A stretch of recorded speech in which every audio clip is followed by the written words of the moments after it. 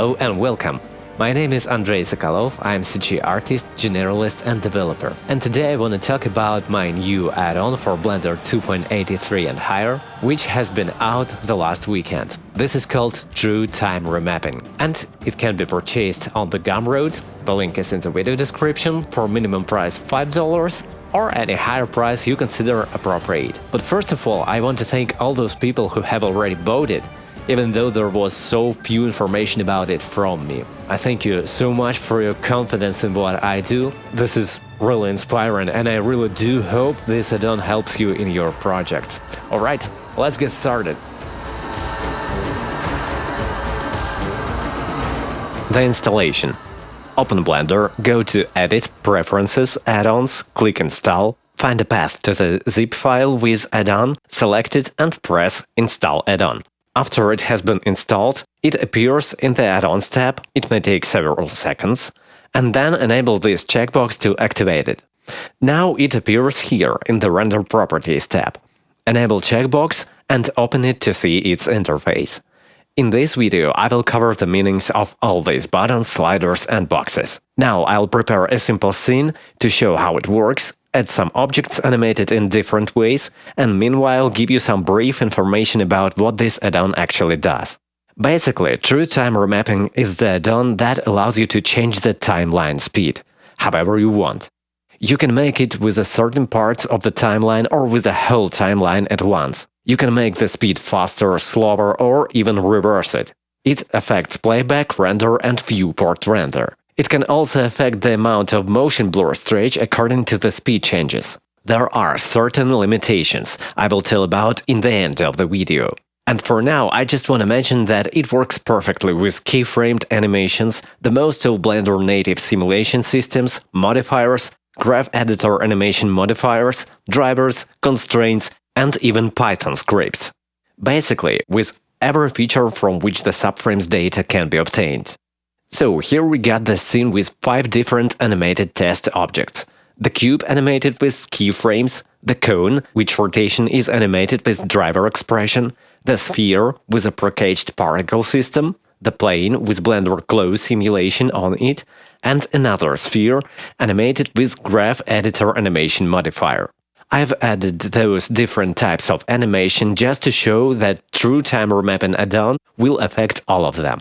I think I will hide this close plane for now because it significantly slows down performance. We'll turn it on a bit later. Now, if we hit play, that's how the animation looks with its original speed. Let's finally jump into the True Time Remapping add-on interface. The first box is Type, and there are 2 modes in it, the speed, which is set by default, and the frames.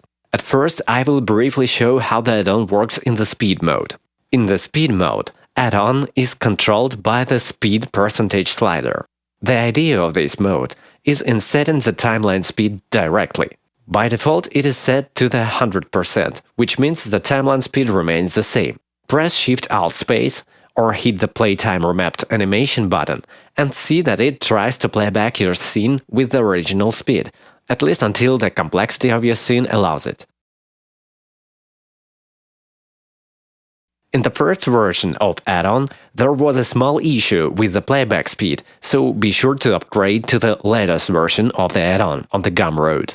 Now, if we set the speed to 50%, which is the half of the original speed, and hit the Playtime Remapped animation button again, we see that everything is playing back twice as slow.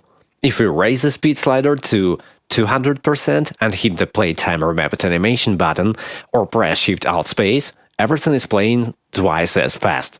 And the same will be with the render and the viewport render. We can stop the playback by hitting Escape, Tab or Space on the keyboard.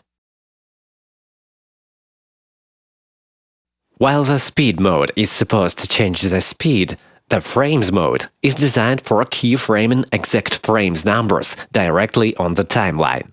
As we select the frame mode in the type box, we immediately receive this warning: frames parameter needs to be keyframed in frames mode. This warning will repeat on each frame change in this mode until you insert your first keyframe. So let's jump to the frame 1 and click on this small circle near the frame slider to insert a keyframe. Now frame 1 will be played or rendered at the frame 1 on the timeline. For now, as well as at any other frame on the timeline, because we haven't inserted any other keyframes with frames numbers. So if we hit the Play Time Remapped animation button, it will look like everything is freezed. But it is just playing the same frame at each frame on the timeline. It may sound a bit confusing, so let's insert another keyframe to get more sense out of it. Let's add a keyframe with a value 100 at the frame 100. So now, if I hit Shift-Alt-Space, it will start slowly, playback animation, and end slowly, because of keyframes interpolation. And if we want to recreate the original animation speed, we should press T on the keyboard and choose linear interpolation. In this way, frame parameter matches timeline frames numbers all over this part from the 1st to the 100th frame. But who would ever need the time remapping to recreate the original animation speed? Let's select the last keyframe, press G to grab it, and Y to limit grabbing by the only Y-axis, and put it approximately at the number of 50 on the timeline grid. Now, if we hit Play Time Remapped Animation, it is playing twice as slow. Let's pull that keyframe even further all the way down to the right of the timeline. Now it starts to look like real slow-mo. And all what we've done, we just said which actual frame should be rendered at each frame of the timeline. Again, it may sound confusing, but you just need to play with keyframes positioning to get the idea. It is really fairly easy. For example, let's crank up the last keyframe on the Y-axis, and the speed will be faster. Let's be more creative. Limit approximately at the 0 and move up the first keyframe on the Y-axis. What are we gonna get this way? Correctly, reversed animation. See those particles flying up into the emitter? It works. Now let me set the first keyframe's value in the end panel to the 0, and let's get even more crazy with that. Duplicate keyframes and chaotically move them around the timeline. What a mess! But it just plays exactly those frames we've mentioned at each timeline frame. Let's smooth this curve a little bit. Select all these keyframes by pressing A and select another interpolation mode by pressing T and choosing Bezier. So now it slows down before and after each keyframe, making the movement smoother. We can even set the pivot point to individual origins and scale them up to make this effect even more obvious. Oh, by the way, let's turn on our close plane to see if it affects it either. Well, it predictably slows down performance, but it definitely works. Let's delete all these intermediate keyframes and pull the first keyframe up to ensure it works just with reversed keyframes. Yes, it does. We can even disable Subdivision Modifier in the Modifiers tab to speed up performance. Oh, that's much better. So now let's set some interesting time shape that would obviously show us the speed changes. Something like this. So the animation starts slowly, then speeds up, slows down again, and then reverse and play back with a constant reversed speed. Maybe pull that top keyframe a bit down to keep things more natural looking. And now let's talk about all other operators and controls. Show Time Remapped Frame button. It switches add-on to the Remapped Frames preview mode. If I hit it, the frame remains the same, because in this case it matches the original frame. So we can see that frame 0 will be rendered at frame 0. To get a better idea of what it does, I'll press Escape and set the timeline cursor somewhere here, where the original frames are already remapped. As we can see, at the frame 80, add-on's frame parameter equals 41.31. This means that frame 41 with subframe 31 will be rendered at frame 80. And if I hit Show Time Remapped Frame button, we'll jump to the 41st frame. We can see its exact value including subframe here in the frame box.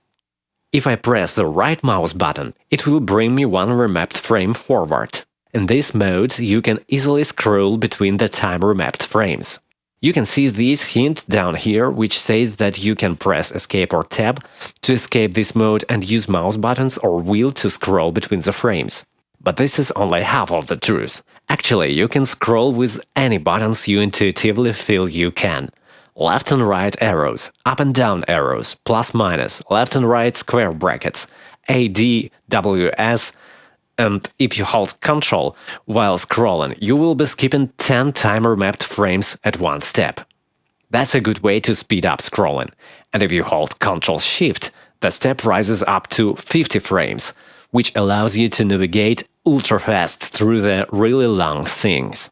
Pressing the Escape button will bring you back to the frame you have entered from. But there are two other ways of exiting this mode.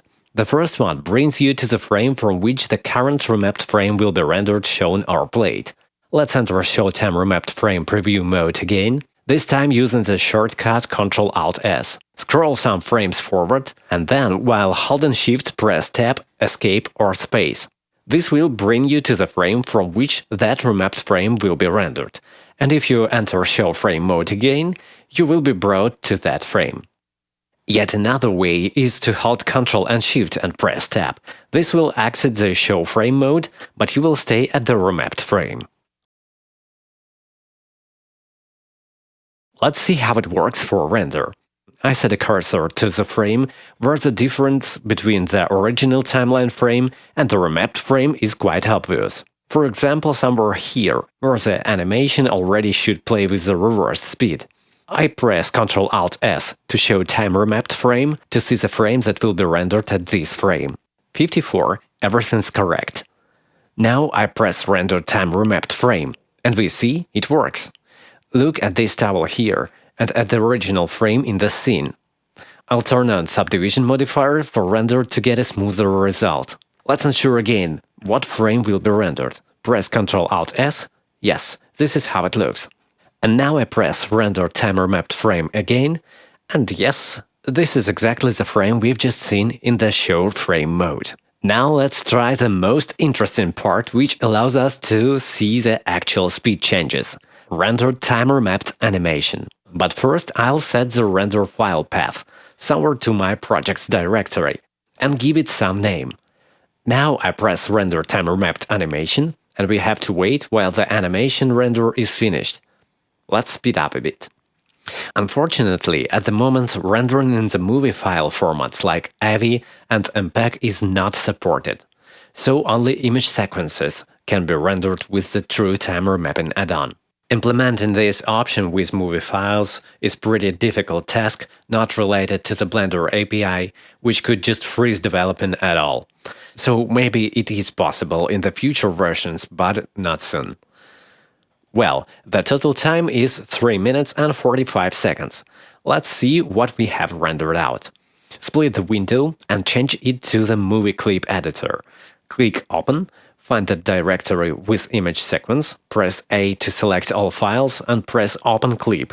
Press Ctrl Space to toggle maximize this area, and hit play to play the animation. I'll skip the prefetching process, and here it is. Slow start, speed grows, speed slows, and reverse back. Everything like we expected. The next features are Viewport Render Time Remapped Frame and Animation.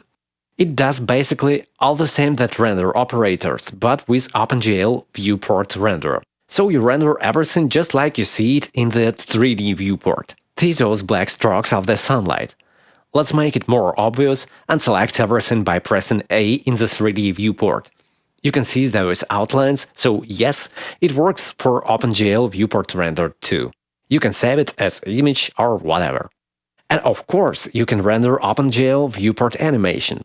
I'll create another folder for it, and then return to Render Properties and press Viewport Render Time Remapped Animation button. It seems like nothing happens at first, but see, the objects are starting to move, and the timeline cursor moves as well. We just don't see the preview in the separate viewport.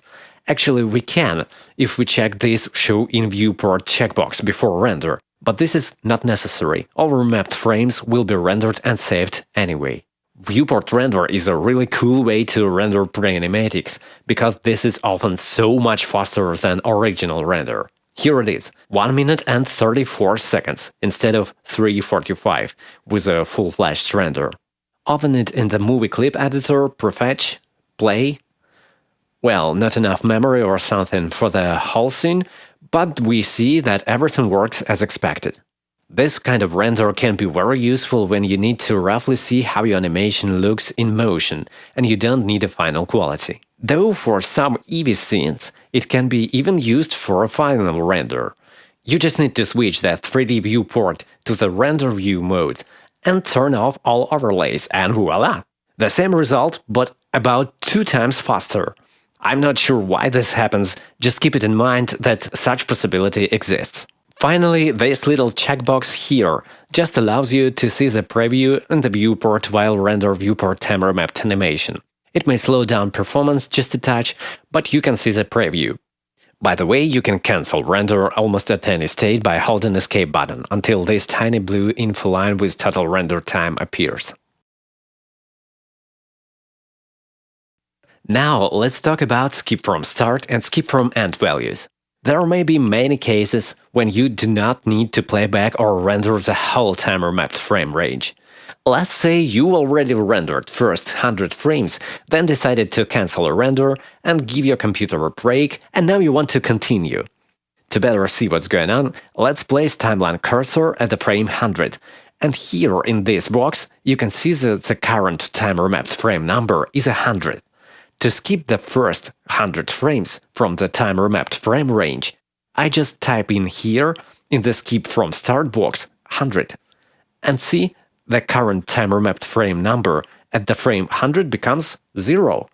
So when I press viewport time remapped animation, the render starts not from the start of the timeline, but from the middle, skipping first 100 time remapped frames. The indices in the files' names ignore these values, so the old files won't be overwritten, and will start from 101 in this case, so the time remapped frames order will be kept. Shift-Alt space for playback time remapped animation also plays from the middle of the time remapped frame range here. Skip from end value works exactly the same, but removes frames from the end of the frame range. So if I set it to -80, now only 70 frames is played or rendered. Note that this value has to be negative.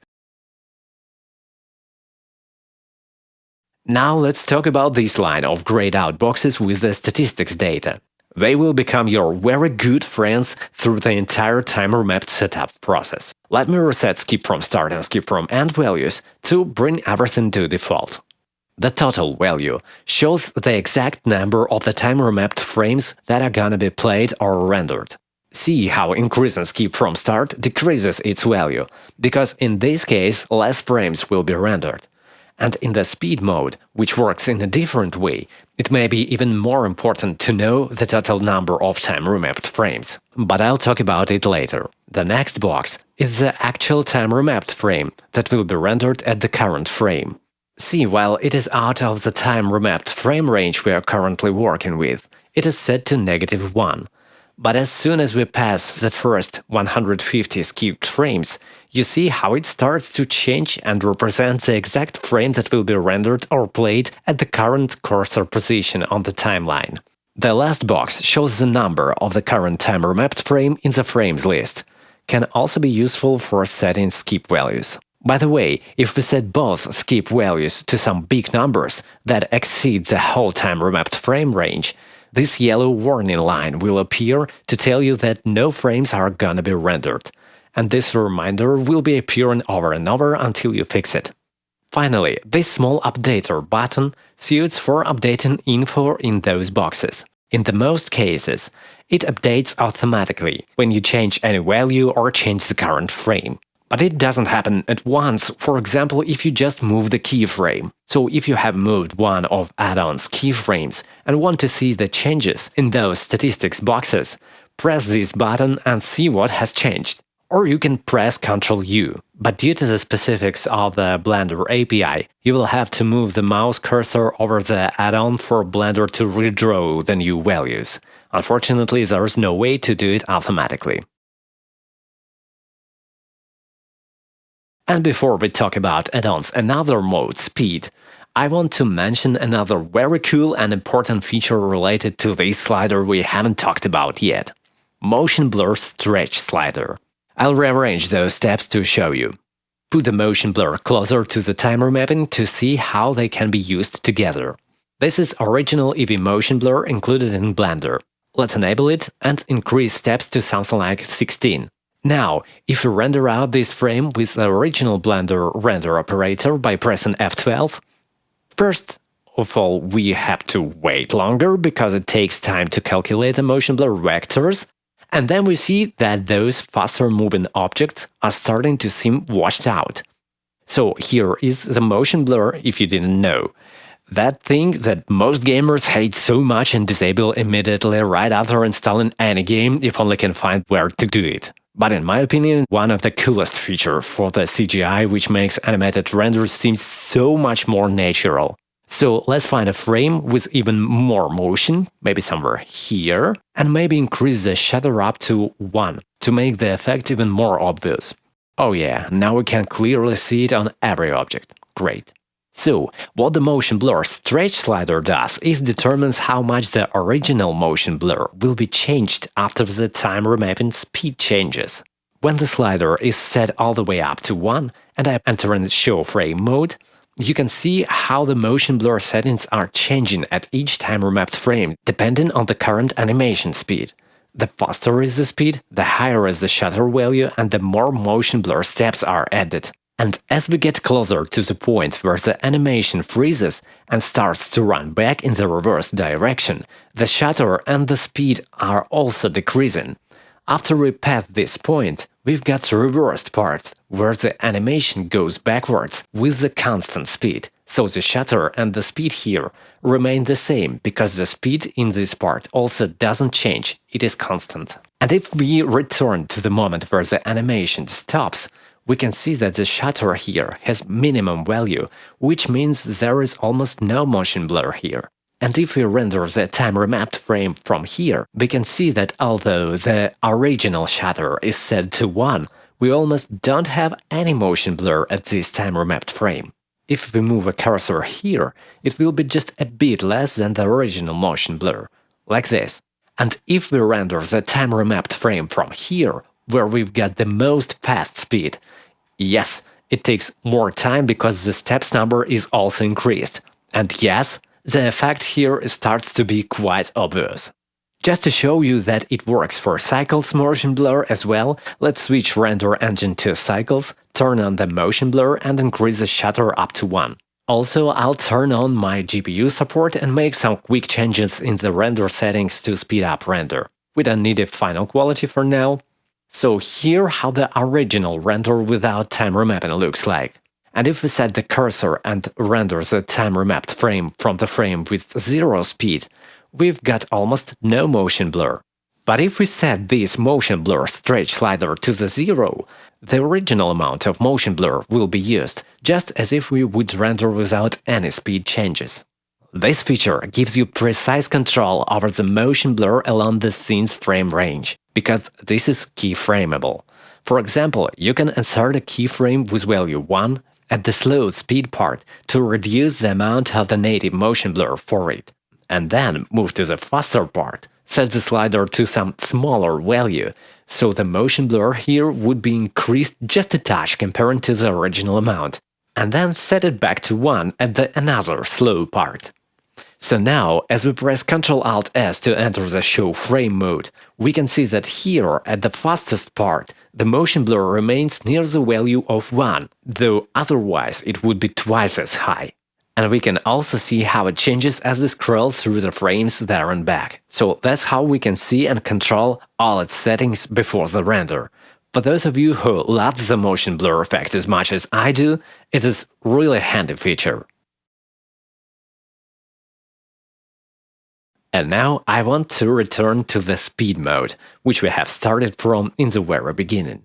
I have skipped it and continued with the frames mode because the speed mode may be a bit less obvious and less predictable for keyframing. Though if you know what is going on, for some people it may seem even more intuitive. In the speed mode, the add-on is being controlled by the speed value instead of the frame value. To get a better understanding of how it works, you should understand how exactly it calculates the frames. The principle is, for each frame in the original frame range, it determines the speed with which the frames are played or rendered at this frame, and respectively how many frames will be rendered at the current frame. I'll hide the frame keyframes and delete the motion blur stretch keyframes to better see what's going on. That's how the animation looks with just 100% speed. Let's insert a keyframe at the frame 1, move a bit to the right, though I got a better idea. Let's set the keyframe value to 50%, so we start with a half speed, like this. By the way, as we can see, it also works for the motion blur settings. Maybe let's set the keyframe value even lower, to about 30%, or even to 20%. Notice that the total frame number raised up to more than 1200 frames with that speed. And as we set it lower, the total frame number will grow even more up to some insane values. That's because with that slow speed, several hundreds of subframes will be rendered as the time remapped frames for each frame. So in the speed mode, always be sure to check how many frames exactly you're gonna render. Though look at this slow-mo! But it is possible only for the cost of rendering more frames, unfortunately. In this mode you can also use skip from start and skip from end values. And by the way, while playback you are not supposed to always look only through the camera, you can orbit around the scene, just like with the common playback. If we set the speed to the negative value, the animation will be played or rendered backwards. We don't see particles and the close animation. That's because the speed is reversed right from the very first frame. So it starts at the frame 1 and then goes down below the 0 frame and further to the left from the start of the frame range. Setting the reverse speed in the speed mode can be tricky, because it may be hard to get at which frame exactly happens what. The following is the most complicated part of this video. Think in the following way. We want for our animation to start at the frame, let's say 150, and then go back to the frame 0 with a certain negative speed. How do we get to the frame 150? I may just keep the speed at 100% till we are at the frame 150, then keyframe it, and add a keyframe with a negative value at the next frame. That would do, but we don't have to wait 150 frames, even though we still have this skip from start button. With 100% speed, the step for playing or rendering animation is 1 frame per frame. But how high should be the speed if we want this step to be 150 frames per frame, instead of just 1? Presumably, we just need to multiply 100% by the step we want, which is 150, and get 15,000%. So if we set the speed to 15,000% at the frame 1, it will play or render each 150th frame. That's how it works. And that's why I left it for the end of the video. No one likes math, even if it is at the primary school level. The most complicated part is over. That's it. Congratulations. Let's just check it out on the practice. See, at the frame 2, actual frame number is 151, which is 1 plus 150. And its number in the list is 2. And if we set here a keyframe with 100% speed, the next frame will be 152. So now we know that the first frame brings us up to the frame 151, and at the second frame we can set any speed we need. So let's set it to the negative 100%. In that way we get what we want. At the first frame we jump 150 frames ahead, and then the actual number decreases each frame by 1 frame. And that's how it looks in motion. I press Shift-Alt-Space to play the time remapped animation, but we see that it doesn't return to the frame 0. Why does it happen? The answer is calculating frames for this mode is limited by the original initial frame range. I remind you that here we calculate the speed with which frames are played or rendered at the frames from the original frames range. Consider it a price. I mean, like, we set how much each frame costs, and the original frame range is a total amount of what we have. Our first frame costs 150 frames, and when at the first frame we jump to the frame 150, we spend 150 frames from the original frame range, and only 100 frames remain to finish the scene animation. Then the speed changes to negative 100, but we can't get back those frames we've already spent. More to say, we continue to spare the remainder, because the speed direction doesn't matter here, and only its absolute value is taken into account. So we continue moving back, spending 1 frame per frame from the original frame range till it's over. Hope it makes sense. The good news, we've got unlimited frames credit. If we run out of frames, we just go to the output settings and add as many frames as we want. And this is absolutely free. Isn't it great? So now when we added enough frames, we return to our animation, we can see that it goes even further below the 0 frame. But this can be easily fixed with skip from end value. We just need to find a frame at which actual frame equals 1, note its number and subtract this number from the total frame number. Or another way, while remaining at the frame, pull down skip from end value until the total frame number equals current number. It is exactly the same. Of course, using the speed mode in the most cases is much more intuitive and doesn't suppose involving any of these calculations. You just need to play with it yourself, setting different values, keyframing in different order, and you know, just being creative. The final words for today are about True Time Remapping add-ons limitations, as I've promised. As I've already mentioned, currently it doesn't support rendering in video or movie formats, such as AVI, MPEG and others. It is too complicated task to keep add-on under its price, and it is not related to the Blender API. Anyway, you can use any kind of image sequences in any formats instead to render out the animations. The limitation number 2. Currently, add-on doesn't work with audio. The limitation number 3. Add-on just remaps existing frames and subframes. It doesn't stretch pre-rendered video, image sequences, audio files, and those simulations which are represented as sequences of independent static frames, like some OpenVDB simulations. At least in this version, it has nothing related with those AI-powered video stretching technologies. And the limitation number 4, at least in this version, add-on doesn't affect exporting animation in FBX, Alembic, OBJ sequences, etc. It affects only those features it has the operator's buttons for, showing single frames, playback, render and viewport render single time remapped frames and animations. Alright, so that's it for now. Hope you liked it. If you are interested in purchasing this add-on, go down the links below this video. Don't forget to subscribe this channel, rate this video, press like buttons, and I hope to see you in my next upcoming videos.